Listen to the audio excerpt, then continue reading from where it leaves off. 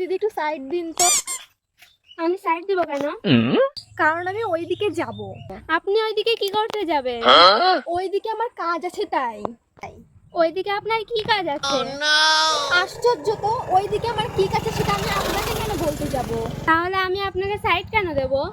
কারণ আপনি রাস্তা ব্লক করে রাস্তার মাঝখানে দাঁড়িয়ে আছেন। আমি কেন রাস্তার মাঝখানে দাঁড়িয়ে আছি? সেটা আমি কি করে জানি? আপনি জানেন না, তাহলে আপনি আমাকে সাইড কেন দিতে বললেন?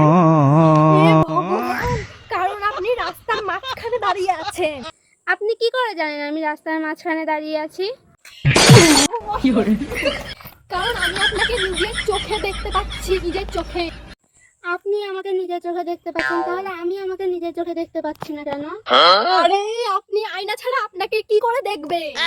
তাহলে আপনার কাছে কি আয়না আছে? কোথায় আয়না? আমার কাছে কেন আয়না থাকতে যাবে? আমি নিজের চোখে দেখতে পাচ্ছি, চোখে। হ্যাঁ? আপনার কাছে নিজের চোখ কেমন করে আছে? তোর কোথাও সাইড দেওয়ার দরকার নেই, তুই এখানেই থাক। আমি এখানে কেন থাকবো?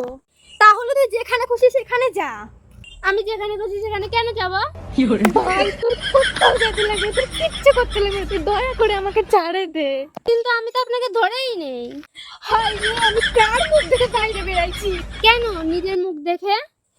একদম ঠিক বলেছিস ভাই, তুই এবার আমি বাড়ি যাই। আপনি বাড়ি কেন যাবেন? আপনি তো এদিকে যাচ্ছিলেন। তাহলে সাইড দে ভাই, আমি ওদিকে যাই। আচ্ছা, আমি কেন সাইড দিব?